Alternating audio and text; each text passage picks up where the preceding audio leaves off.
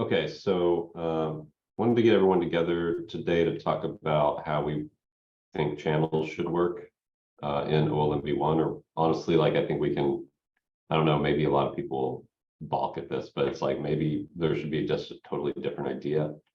So sort of like just the entire question about upgrade channels and upgrades and anything related to putting content in a certain bin that's within a package, I guess.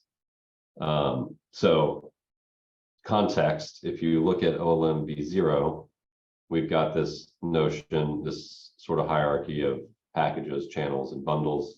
A package can contain multiple channels, and within each of those channels, you can have a different upgrade graph that lets your users choose sort of anything that you decide as an operator author for how to consume upgrades, right? So some operator authors using OLM v0 will define channels based on Semver, and some will say, alpha, beta, stable. And there's just also OLM v0 sort of has this like sort of wide open, you can do almost anything you want. And with FBC coming, the door opens even wider because now it's declarative and you don't have to worry about how OPM registry add is sort of constrained on how you can build channels. So with that in mind, I think part of what I want to talk about is like, do we think that total wide openness is something that we want to continue, or do we want to have more opinions about how upgrades should be consumed, right? So today there's replaces, skips, and skip range and FBC for our current channel sort of schema. And if you've ever looked at this, you know that it's incredibly complicated and it's really hard to understand, both as an operator author and as a cluster admin, what's going to happen on your cluster depending on how you got your replaces, skips, and skip range. I think that problem is not quite as bad with file-based catalogs as it was with OPM registry add, but it's still there, right? There's still like a lot of interesting things that OLM will do on cluster that may not be super obvious based on what is in your replaces, skips, and skip range. So I think maybe the first thing that I want to sort of propose is like, do we want an alternate API for defining, well, yeah, maybe this is going to go in a couple different directions, but maybe there's like two main things that I think would be interesting to talk about. One is like when we ship catalogs today, a lot of users seem like they sort of have this notion of different maturity levels within one catalog, right? So you have pre-release content that maybe you don't want to support, but you want to get some feedback on. You also have production content that you are going to support, and it's all in the same catalog. But if you look at how OLM resolves stuff, in a lot of cases, like maybe you can actually receive updates or receive dependency things from a channel that you don't expect, or from a package that you don't expect, because OLM doesn't give cluster admins an API to say like, only give me mature stuff. You're sort of at the mercy of operator authors today to say like, here's my default channel, and that's where we get our dependencies from. And as I said before, like, well, okay, if someone has a stable channel, maybe that's where you want to get your dependencies from, but what happens when now there's a breaking change on the stable channel? And it sort of presents all these weird problems that come up. So I think my idea for why we should talk about this stems from the fact that like channels are really easy to get wrong. And I think what we should try to think about in OLM v1 is like, how can we make it such that the APIs that you can use in OLM v1 as both cluster admins and operator authors essentially make it impossible to get wrong. Like there's just the way to do it. This is how it works. These are like the very straightforward properties of how this works. And then we have a spec that describes that, right? So I'll kind of maybe leave it there and open up the discussion a little bit, but I've got some ideas like that we've been talking about a little bit, but I don't want to necessarily bias the discussion and go down any of those paths before we sort of take a stop and see, is what I'm saying reverberating with everyone? Does that all seem like everyone's like, yeah, we have those problems. That makes a lot of sense. Or is everyone like, no, we're super happy with skips replaces skip range. We're super happy with maturity-based channels versus Simber-based channels. We want that flexibility. I just want to take a pulse to see like, do we need to have this discussion? I think from an IBM perspective, we've settled on a slice of that open world, right? And so I think after several years of trying to understand it, I think we finally do. So I think we do Semver channels, like some major dot minor, right? So that gives us the flexibility of getting at least a pseudo reasonable way of customers pinning versions, right? I think that's kind of the spirit of at least what Semver was meant to be. And then we use skip range, and we're backing away from replaces, and we're using skip range almost exclusively going forward, and only using replaces for those use cases where we need non-skippable versions, which is rare. So I think that has proven, now that we've figured it out, and we actually have parsers and linters around that to make sure all of our product teams are adhering to that. I think it's going to work well. And actually, the reason why I have to drop off in 15 minutes is because I'm going to be discussing an entire strategy around how we're going to merge all of the FBCs, file-based catalogs, together in a curated model, right? So we're building a merge tool that's going to do that and use versions to identify how you deal with collisions and channels and packages when you're merging those things together. So I know I'm comfortable with channels the way they are, because we're using some subset of that. I'm also comfortable with Semver within those channels and the skip range piece, and I understand it now. So in my opinion, if we could make that opinionated, it'd be great. Make that easier. One comment on top of what Chris just said. So once again, different opinion from same company. Well, similar opinion. Chris, we have and others. We have also third-party vendors that we are redistributing their operators, right, in our catalogs. So we have EDB, for instance, right, that we are redistributing, and there is very little control of what we can ask them for, right? So they not necessarily follow the same rules and principles that Chris is standardizing across IBM dev teams, right? It's operational organizational challenge, right?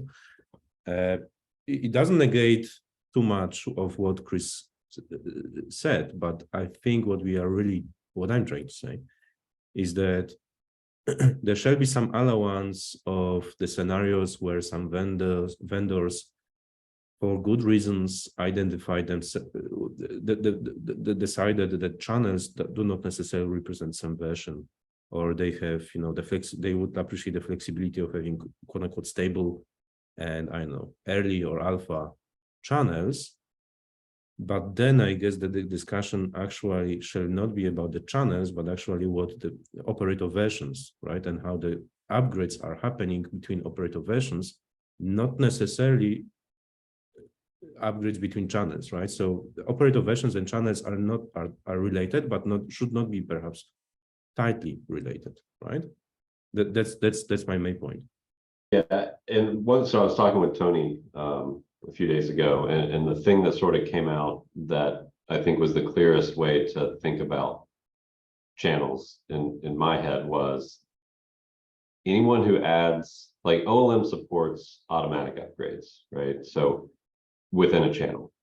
So what that essentially means is if you're an operator author and you add a new bundle to a channel, you're saying that you're okay with cluster admins receiving installing that new bundle automatically as an upgrade from some other thing in that channel. And yes, you have control over which things it upgrades from, but there's at least one other bundle that you're saying, I'm okay with an automatic upgrade from that. And that's where I think things get a little bit weird if you don't have a maybe you're not following Simber at all, right? But in general, if you're following Simber, then you know, like, okay, there's a breaking change, so I'm going to bump my major version. And if there's a breaking change, generally that means like you need some manual steps. And if you need some manual steps, then that absolutely should not go in a channel that, like, you should not be able to do. You should not require a cluster admin. In fact, you really can't require a cluster admin to perform manual steps within a channel. And so maybe that's another sort of open question, is like, is that the behavior that we want to set? Like, and part of this is just like communication, right? Like, if we just say within a channel, upgrades are automatic, essentially, period, then we just come out and say, here's how it works. And if you want to do manual steps or you want to have manual acts, here's an API somewhere else that you can use that essentially lets you do that, but we sort of force you into a different place that makes sense for cluster admins. So I think where I'm coming at this from is more of a consistency for cluster admin experience. If every different product team has their own opinion on how they do versioning and how they do releases, that leads to an ecosystem where a cluster admin has very little trust in what is safe to do and what's not safe to do, and what's going to work and what's not going to work. So I think that's ultimately the problem that I'm thinking about trying to solve. But I'll step over, and looks like Todd and Daniel have their hands up. Yeah, I just have a quick question for Chris. So you said it took you a while. In fact, you said I think you've mentioned it took you years to understand the process. So really, I'm kind of somewhat new to all this. So you would say that the learning curve on understanding the channels and the bundles and stuff is fairly high, fairly steep? It was for us because we got involved early, and Semver skip range skips and those things were not clearly documented. And so we kind of had to write test cases to kind of figure out how it worked. And then the documentation got fixed maybe a year after we got started. So I think, if you got started today and looked at the doc, it's probably cleaner, but I still think it's relatively technical. And even within IBM, I have people reaching out to me at least monthly saying, hey, I've got this release. I need to traverse through it. How the heck do I do that? And how do I make sure that next release that gets weird, right? It gets a little bit complicated on how do I preserve a specific version if I have an upgrade or if I have a migration step in it. I don't want to bring that forward. Yeah, it can be daunting because you don't understand the fact that replaces and skips really are about not Semver, and then skip range is about Semver, and it's not really obvious that you really have these two independent paths, which also intertwine. So it's an evolutionary problem, right? Because you guys started with just replaces and then bolted on skips and then adopted Semver. So you moved towards Semver, but still adopted the old. So it is a little bit, it seems like it'd be nice if we just did Semver for operators, right? So that would at least eliminate that complexity. And I think that was I was kind of just thinking like, okay, do we stick with what we have because people know it, or do we just simplify things dramatically? Because I don't think we want to make this any more complicated than it currently is. So, okay, thank you.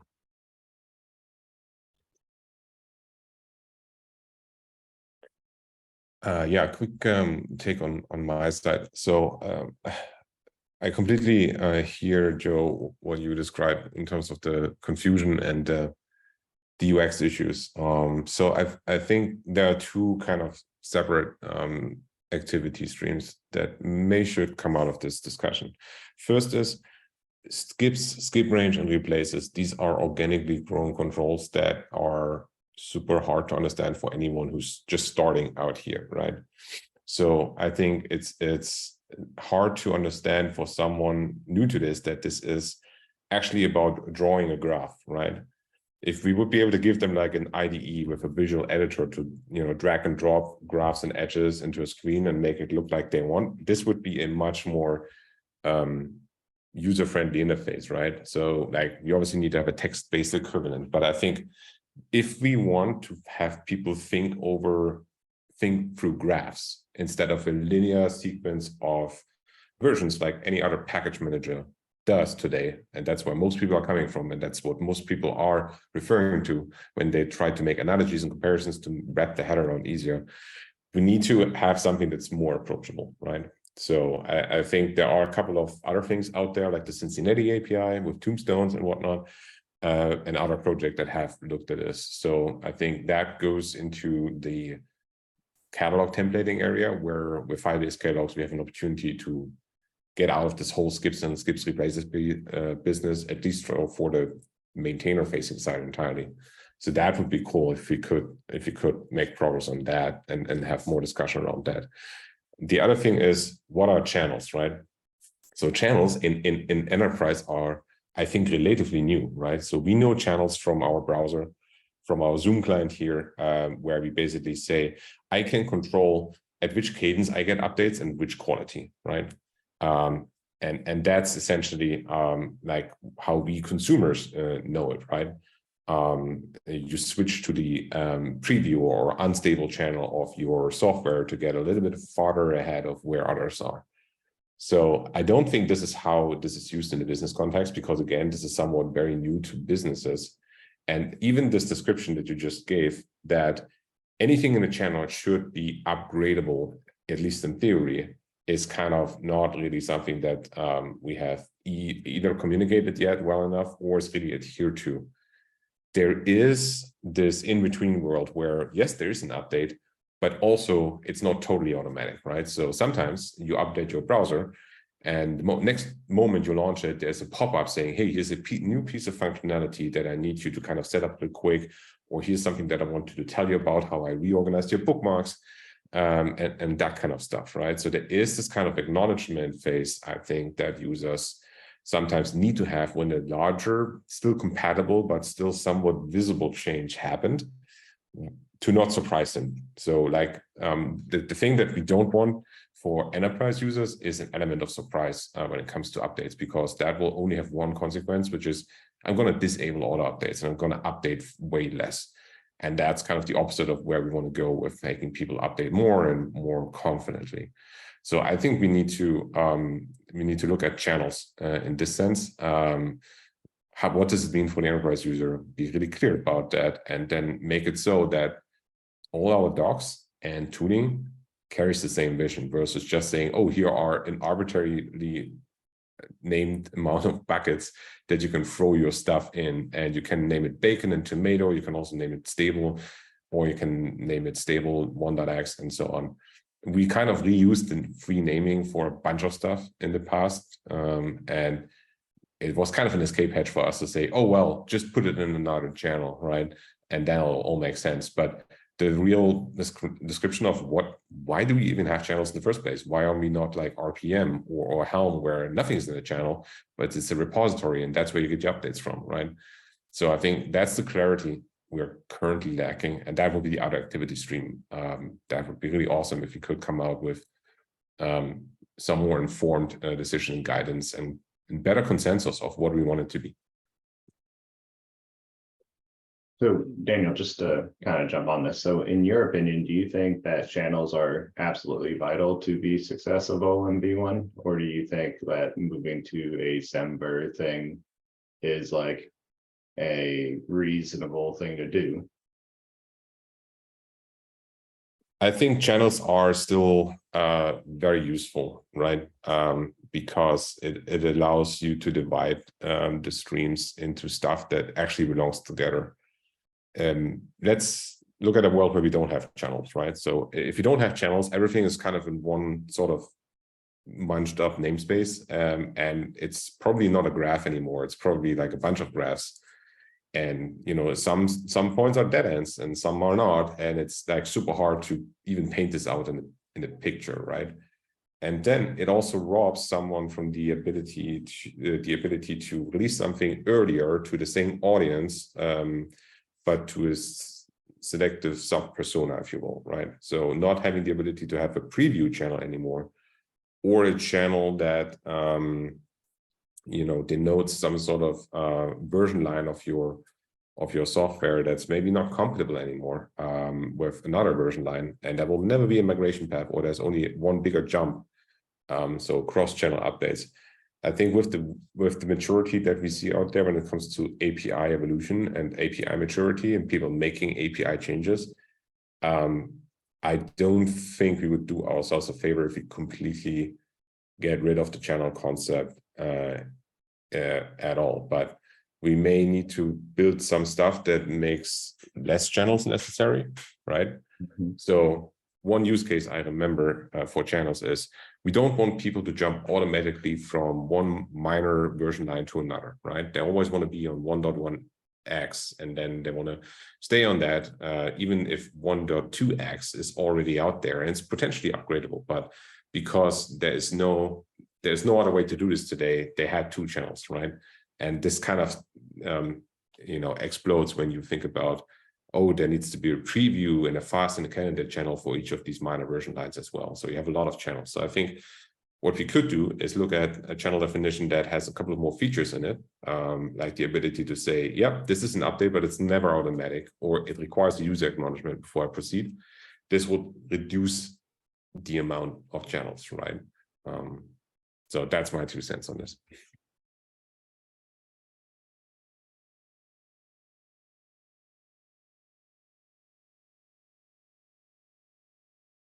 I have no idea who had the hand up first. Yeah, based on the chat in the channel, or sorry, the chatter in the conversation or in the messages queue, there's a lot of support for channels on IBM side. Sorry, a lot of support for keeping IBMs as a concept in OLM V1. Joe, I know Pete, sorry if I mispronounced this. Piotr? Yeah, it's Piotr. Yeah, it's Piotr. Yeah, so channels as a way of logically grouping set of operator versions which are somehow logically grouped, right? So they belong, let's say, to the same category of being stable or just fixed bugs on top of something, right? I think still is needed, right? But 100% agree with Daniel on that. I think what's missing is the visibility, what's happening within the channel, right? So what are the operator versions in there installed and where they can go within the channel or within the allowed version range that admins can action on, right? So they can put some restrictions. And is it okay to actually execute the upgrade or not? But I think what's not available in V0 is the visibility, right? The cluster admins can either trust and do the auto upgrade or can strictly control every single upgrade with manual approval mode, which of course we know it's on the namespace, not on the channel. So we know all of the consequences. So to me, it's the visibility which is missing on operator versions and how those operator versions map into the channels, which is a logical group of those versions. I don't think I'm saying anything different than you, Daniel, I think, right?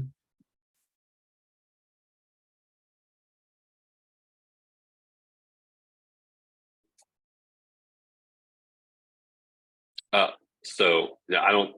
From what I heard, that sounds the same. But I sort of had a question for Daniel. So when we're talking about being able to publish content that's not, I guess like the interesting question in my mind is like, what is supported and what's not, right? Like you might have two different channels, both of which you're going to fully support. But the reason you publish those two different channels is because you want to give cluster admins the ability to consume those updates at different rates. So you're like, fast and stable, everything in fast is all supported. So, anybody that's on that channel is going to get full support. But you might have a set of cluster admins that are like, I want to wait an extra month to see, if you fix some bugs before I'm going to accept that update. So I think that's where, in my mind, like it probably still makes sense then to have the concept of channels within the same catalog. I think you could look at this as a flip side and say like, well, what if we just had different catalogs where your faster content needed to be enabled sort of separately as as installing a different catalog source, which is sort of like the Red Hat Enterprise Linux model, where everything that's in the default repos is sort of, there are no channels there, right? You just get the most stable stuff that happens to make it into those repos. If you want something else, okay, go and install another repo, and now Yum has access to that. But I think it seems like in this case, that's not quite sufficient, because we want to give people access. Like what we're essentially saying is, our repos are sort of like our fast channels, if people use those, are sort of equivalent to Red Hat's supported Yum repos. But we want to have like an even more stable set of content that people can consume. Does that seem right? Yeah, I think the direct comparison you would be making, potentially at the expense of this meeting, going a little bit too far into Red Hat land, is OpenShift itself, which has the fast and candidate and stable channels, right? So I think something like RHEL never had the direct equivalent of this. And I'm not sure, like comparing it to enabling or disabling repos in the package manager is quite one-to-one translatable. I think, to me, the question, do we need a catalog for supported stuff or non-supported stuff separately? It's kind of a moot point, right? Because it really comes down as the same thing to the customer. They need to change a couple of settings in order to get to the unsupported stuff, right? And if that's like changing a channel or changing the catalog and then also changing the channel, it's kind of like, how, it doesn't really matter. I think what would matter more for a user is controlling the element of surprise, right? In candidate, there can be surprises, right? Totally. That's the nature of it. There shouldn't be that many surprises in fast, even though this stuff hasn't matured yet, right? And it's like saying you participate voluntarily in some early adopter releases. So somewhere, for instance, to make an analogy, in your Gmail UI, you're opting into receiving some of these experiments that Google's running earlier than others, right? And then that's how you would control rollout to a smaller group. And that's the equivalent of someone changing to the fast channel. And then stable is the default. It's what everybody gets. And yeah, outside of our ecosystem and our business, that could have different definitions of, how fast it really is, or how far it lags behind fast, or if there is even a need for a fast, right? Not everyone will make it so that they release something that's actually supported and actually baked to a smaller audience yet. What most, I think, are doing is they have the equivalent of a candidate or preview channel, and then there's stable, and that's all there is.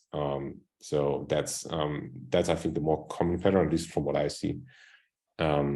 So I'm not sure we should look at this as separate catalogs or separate channels. That's an implementation detail. I think we really want to look at how do we build in things into OLM v1 that allow users better to reason about what is it that they are going to get, right?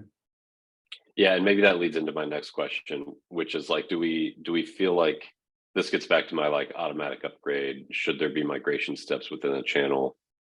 Like, do we want to tell cluster admins, you can subscribe to a channel, but at any time you may arrive at a point where the cluster stops and says, sorry, this next upgrade that I'm about to do requires you to perform some manual acts?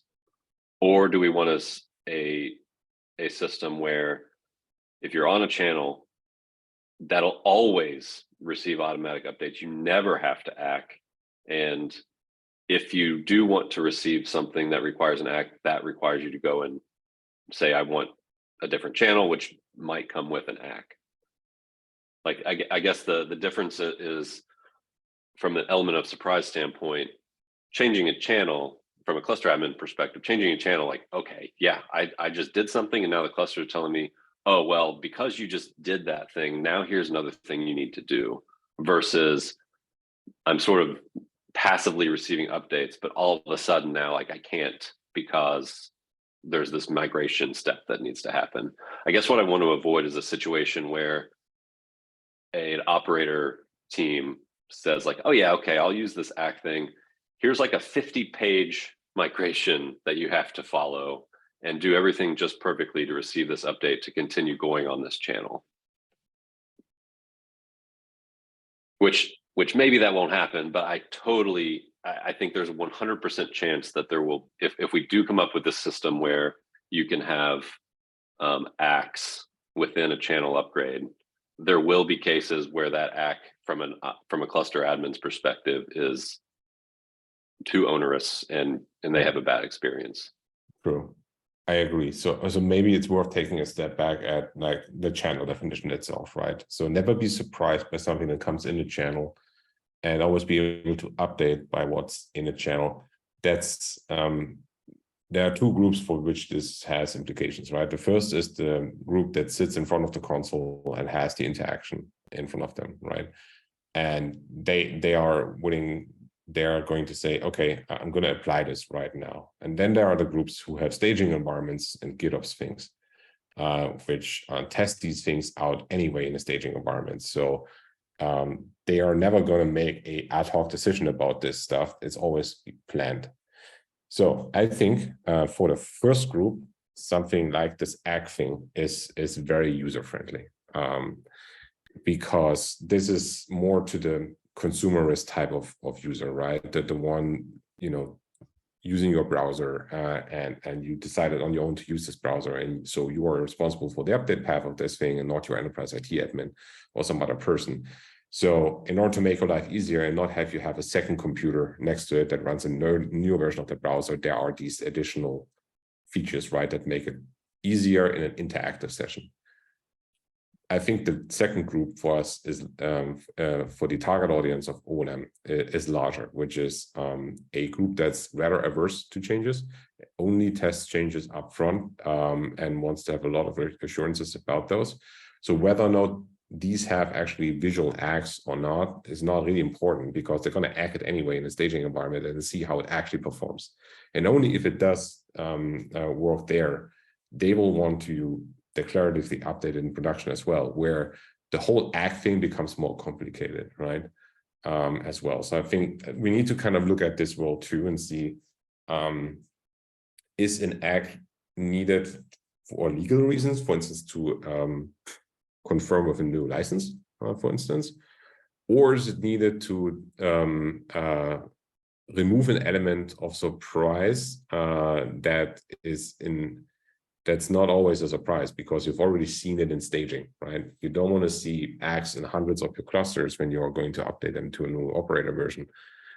And then you have no ability to declaratively say yes. So I think part of your definition still holds true. And we need to balance out the need of both groups here. Yes, I think part of what I'm getting at is like, if there is, regardless of like the mechanics of the act. So I agree, like it seems like the target audience is going to be testing this stuff.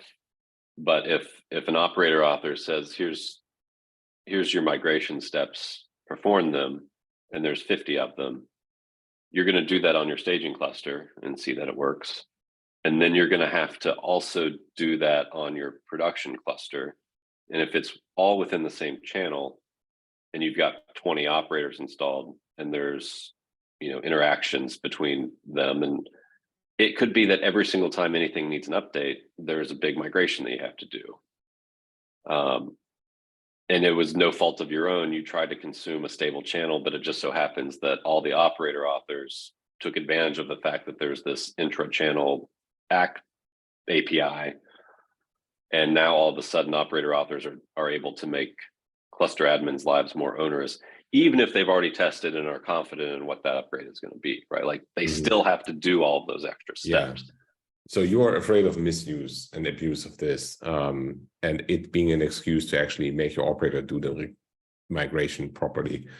Right. So I can totally see that. It's the classical conflict that we are always at.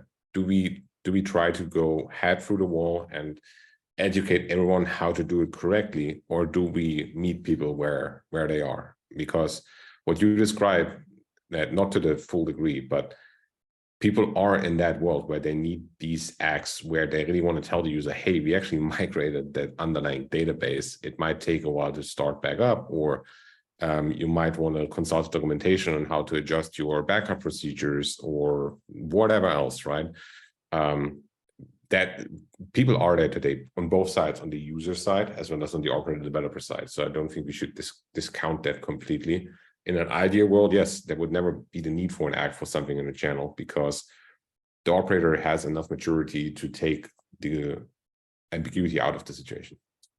Yeah, I think for me, it's about incentives, right? Like if there is an ACK API and we put it in a certain spot, then now we've sort of moved that to where we want it to be. And like you go read the OLM docs and all of a sudden there's a place that says, hey, if you've got a migration or you have a situation that you need an ACK, then like, here's what you need to do. Here's the API to define that.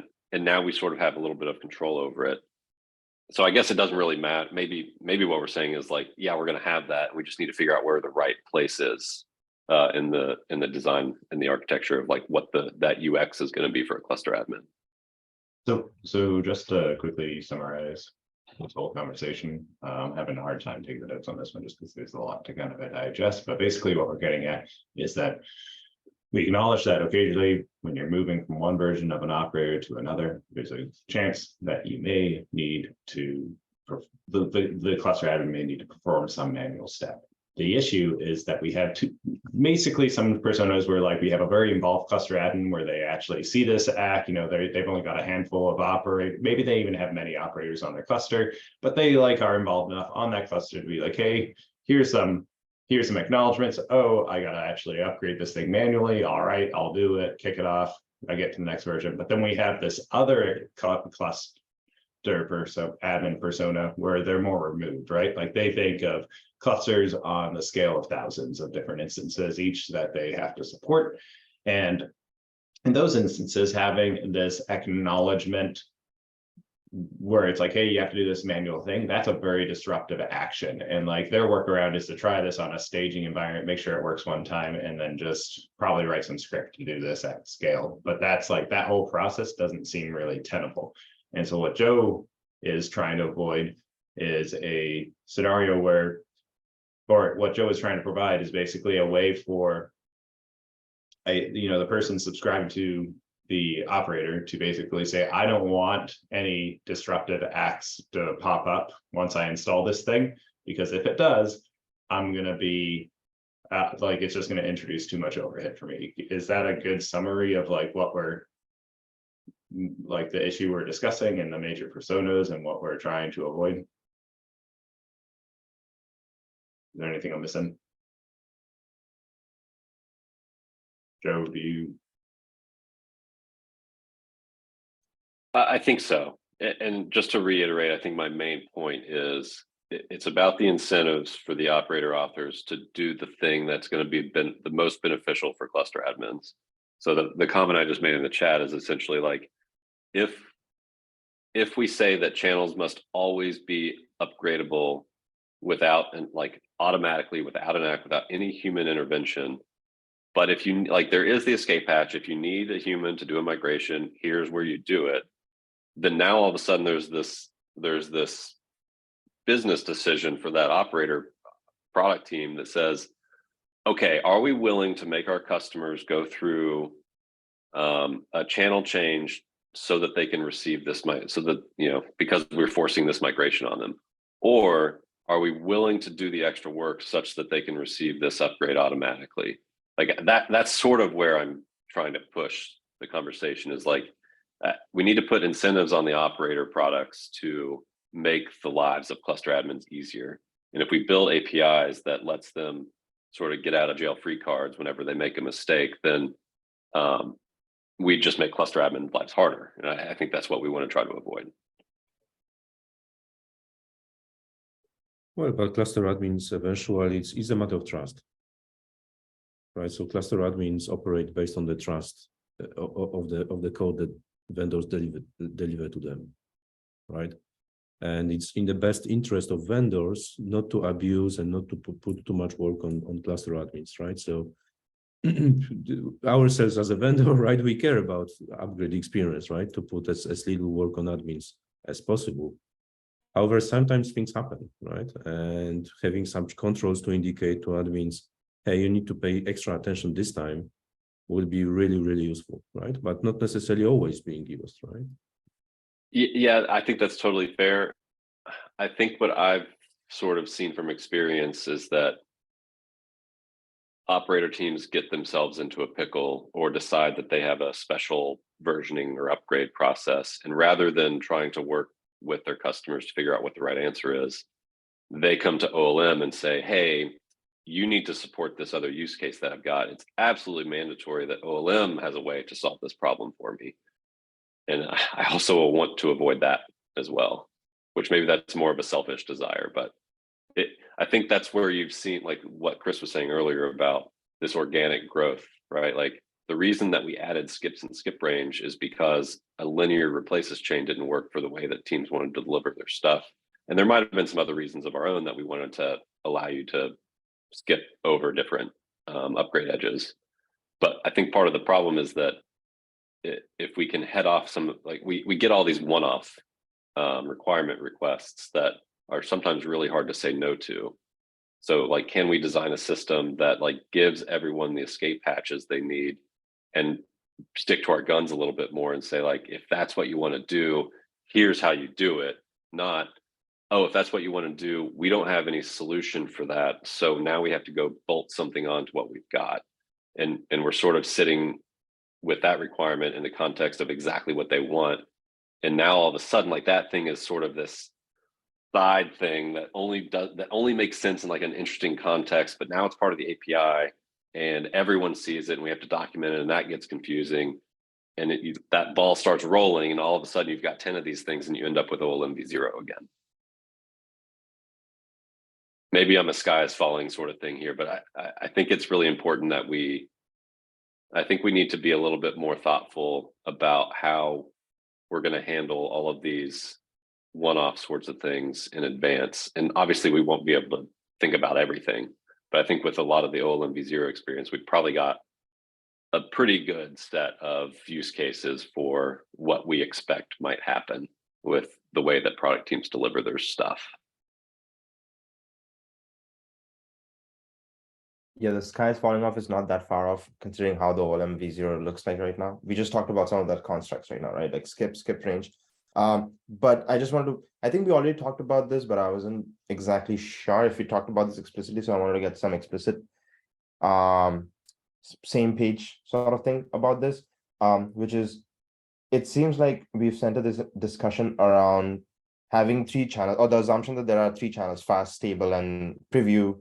But if you go and see today's catalogs, there are way more than just those 3 channels, right? Like there are channel named stable.1.x and 4.11, and it's just the wild west. It sounds like what we are talking about, and it's not only from a cluster. I mean, I can understand the cluster admin's point of view, because whenever I've received support requests, I've had to first spend enormous amount of time figuring out what the channels are supposed to look like and what the operator author was intending to do with those channels before I could even get to answering what the upgrades were supposed to look like. So it sounds like we are saying that, okay, channels are there for a reason, but then we need to, and this is probably what Chris Johnson was alluding to, is that we need to tighten the scope around what channels can be introduced by operator authors. So we go and then we say that, okay, there are different channels, but then here are the only channels that will ever provide, and you cannot now define your own channel, which is like a string that becomes part of your operator upgrade path. Is that what we're talking about, or? So channels, but more opinionated and more controlled definition of those channels. And there are ever 3 or 4 channels. But then that also means that with what Joe just said, that means that those one-offs could mean that now OLM is responsible for introducing newer and newer channels. So in order for us to include those exceptions, we'll release V1 with 3 channels, for example, and then in 2 years, we'll have 6 channels. So we'll have to document all of those 6 channels.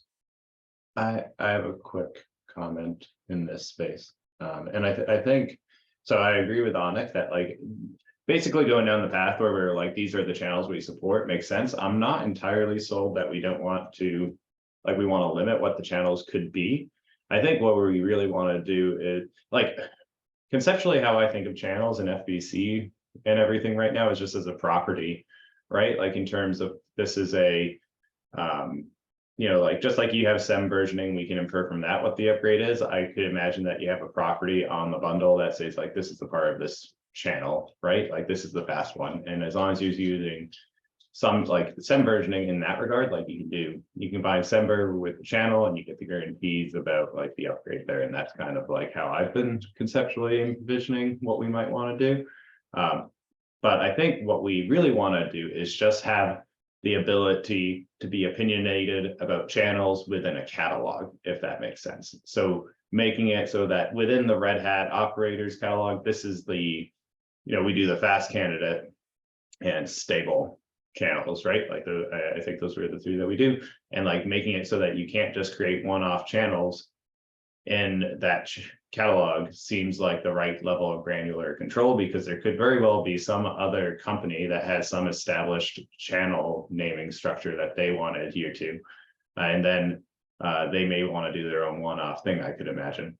But if you want to be giving people the tools to prevent packages from being added that do their own ad hoc channeling within that one catalog, seems totally reasonable. And then furthermore, releasing documentation on what we believe the best practices are when building, you know, a catalog and defining the channel, the support channel names. I think that makes a ton of sense, because then we can say, hey, these are, you know, by default, these are the channels that we support. You know, this is how you can restrict which channels are even possible to name within a catalog. And, you know, that gives them the flexibility while also promoting the practice that we want to do. I saw some hands go up, so that might have been more controversial than than I thought.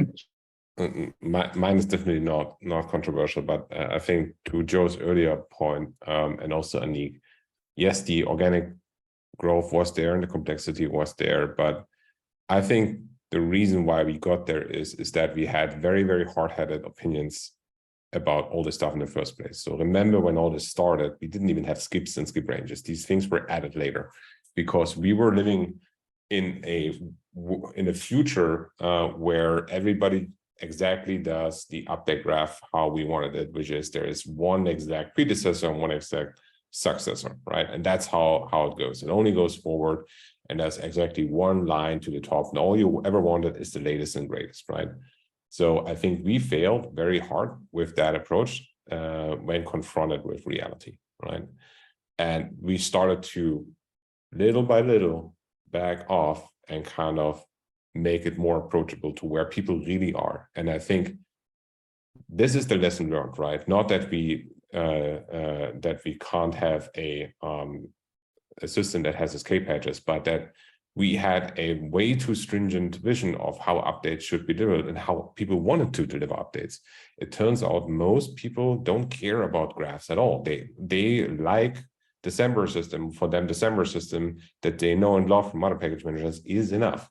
And all the complexity that we forced up on them because we didn't provide an easy path into this world with from where they are coming from is what really led to all this complexity. So I think we can totally have something that has escape hatches and still be clean if we have a little bit of a more realistic goal of what good updates and update practices should be. And that is, frankly, meeting people where they are today. If we are going to do the same thing again, where we think we have the vision for the future and we try to enforce it on everybody, we're going to end up in the same place where we need to start adding escape hatches after and after because people just aren't going to adopt it this way.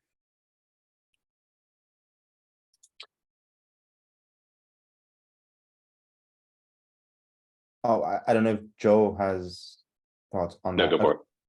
No, I was just gonna say that again. It sounds like that is really well said. It sounds like at least as a starting point, it feels like it's worth it to even discuss about, okay, here are the channels. I mean, I'm gonna say something that's slightly maybe different than what Alex said. We've been adopting this sort of concept in other components of OLM v1, which is we come up with some of the components that we define, which is opinionated. For example, Ruckpack provisioners. But if you want to define your own provisioner that does something else, then we make that mechanism extensible. And it sounds like we are, at least in my head, it sounds like we are talking about channels also in that way. Because Daniel is right? We can define channels that is opinionated in a certain way, but then also I think a lot of the reasons that I saw the requirements came down hard on OLM was because someone messed up, for example, a bundle release, and they wanted, and it's already out in the catalogs, but they wanted the enterprise customers not to get to that. So, okay, we need the skip range quickly so that customers can just skip that broken bundle. Stuff like that, like, I don't think we can always solve for those edge cases, which is why it seems like we are probably talking about extensible channel definition mechanism, so that it's also not always on us whenever the 500, 600 operator authors who are publishing in our catalogs mess up something, we have to be on the hook for solving that quickly for them. That's what I'm taking away from this conversation, I think, so far. But yeah, Alex, go for it. Yeah, no, I was going to say that's totally, an issue that we've seen, right? Where like somebody released something that they then wanted to unrelease effectively, and I think that's more or less handled by changing your FBC now, because it's a lot more. You can just remove it and then update the skip range or whatever, or the Semver for the next version in this case, if we're doing Semver. Now I was just going to say that, we really have two concepts we're talking about. We're talking about one concept where it's like, what is the user experience when you subscribe to like a candidate, and what, like, are we going to, like, how are we going to enforce this? That's talking about that acknowledgement system. It's like a disruptive thing if it's a manual step that you throw in the channel, and if we're taking that in, what does that look like? And then there's also this concept that you touched on, which is like, what if if you remove a version, what do you do? And I think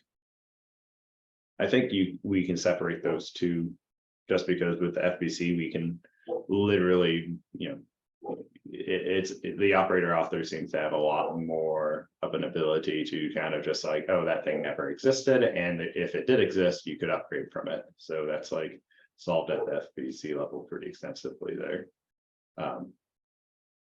With the exception that, like, if it's installed, the only way to fix that installation is to upgrade from it. Joe raised his hand. I guess so. We're at the top of the hour now. I feel like, having had this whole discussion, the only thing that I think everyone sort of has found a consensus on is that channels are useful, and there's been a bunch of discussion around what should go in a channel, how should a channel be defined, should you get to have manual act processes within a channel. Like, all of those things seem like they're unanswered. So it seems like we might need to maybe start experimenting a little bit and, asking more targeted questions around how exactly should the mechanics work for this. Here's like a few options, but I don't know. Do we have any other, like, yep, we're going to do this thing with channels? Or it seems like all we have is like, okay, yeah, like we still need the channel concept. Because, like, I think we could go in a lot of different ways. We could say, as Piotr is saying a little bit, like, a channel is just a grouping of operator versions. So the only thing you have to do as an operator admin is say, like, here's all the versions in the channel. And then, like, do we then come up with the upgrade edges automatically? Or does the operator author still have the ability to define edges within those versions? Like, that I still think is probably an open question. So that's probably where we need to go from here, at least in my mind.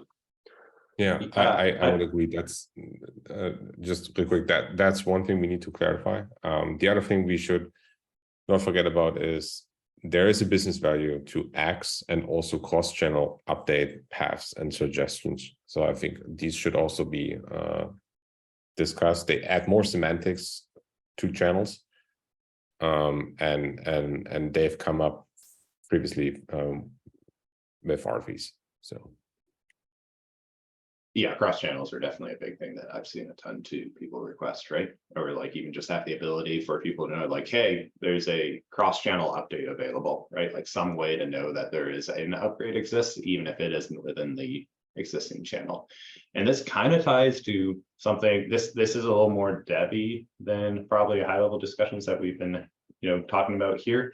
But one of my questions is, the entry point for an operator into the catalog historically has been through a channel. And so does it make sense to instead consider like upgrades as a, like think of a catalog as a repository of operator versions and then like build catalog on top, or sorry, paths on top of that, or sorry, channels, right?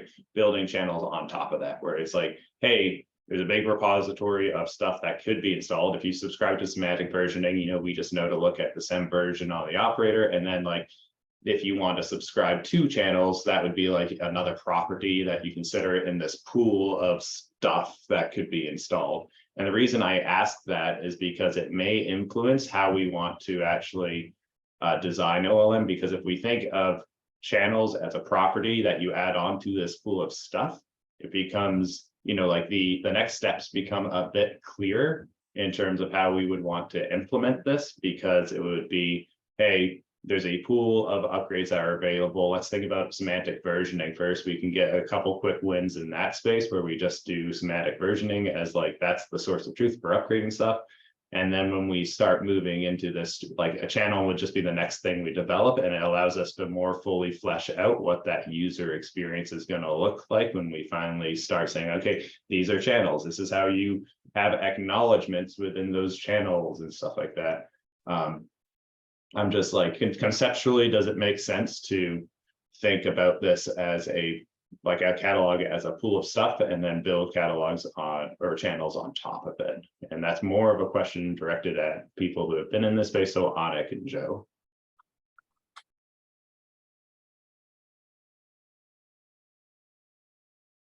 Sorry, I think I missed the question there, Alex. My question is, from an implementation standpoint, do we want to prioritize kind of thinking catalogs as a pool of stuff and then build channels as like a property system that you specify on the bundle level? And then it gives us more time to think about what all the features a channel would offer. I feel like that's probably an implementation detail we have to talk about offline. It seems like putting stuff on bundles might be limiting from what can the cluster do, right? Like imagine you have a new channel in FBC called olm.channel.simber, and all you have to do is put the list of bundles in there, and then it just figures it out, right? If you put the properties on the bundles, then you have to be a lot more explicit about what upgrades from what. So that's kind of my initial thought on that. I know we're over time. Yeah, go ahead. The only reason I asked though is because right now we have the concept of like the only way to get into a catalog is to get into a channel right now, right? And if like it's either going to be like we support channel, like if that's the way you build a catalog is by defining channels, that means channels are the thing that we support. It's not SEM versioning or anything else. It's like we're then forced into saying like SEM versioning is actually a type of a channel, which could be limiting. Well, I think that's another good point, which is like, should there be some concept where you can optionally define channels, but if you don't, then all the bundles in your package just form a implicit channel. Yep. So that like you don't have to do that, and we'll call it default or something like that. The other point I want to make, and I know we have to drop and we won't be able to talk about this further, but it's about dependencies and how you consume dependencies. And I feel like one problem now is like if you have a bunch of operator CRs for all of your things that you have installed, and channel is a required field on the operator CR, then it becomes much harder to consume dependencies, right? Like I think what I would imagine is that you probably want to set a channel, require like a channel property on the operators that you care about, and like the root operators. But for any other dependent like dependency operator or operator that fulfills a dependency, you probably say like, I don't care where I consume these dependencies from. So like in that case, setting the channel on the operator CR would be optional. And then that would tell the operator controller, okay, I can fulfill this request from any channel. But that's like a whole other conversation that I think is really important that we figure out.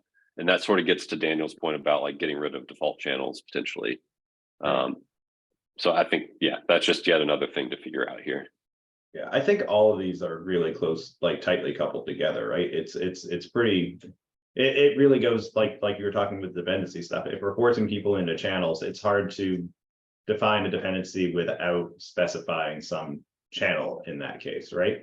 And then if you do more of an amorphous blob of stuff, like there are certain things, you know, like I see in the chat, we have like stable versus capital S stable versus like just random other capital letters in the thing. Like there's probably an easy way to define channels that are appropriately named, and then only allowing entries in that package to, you know, be one of those, to specify one of those channels. But I really think this is going to be a big, the decision in terms of how we implement this is going to have pretty far reaching consequences in the overall, like how you get stuff into a bundle, and then how you define dependencies on, how you get stuff into a catalog, and how you define dependencies on other stuff in that catalog. So Yeah, from what Daniel just said, it seemed like to me that even the dependencies for enterprise customers that want that to be from stable channels and not just any bundles. But I think, yeah, we are already 8 minutes over, so probably better to take this discussion to an upstream issued doc or whatever. yeah, totally.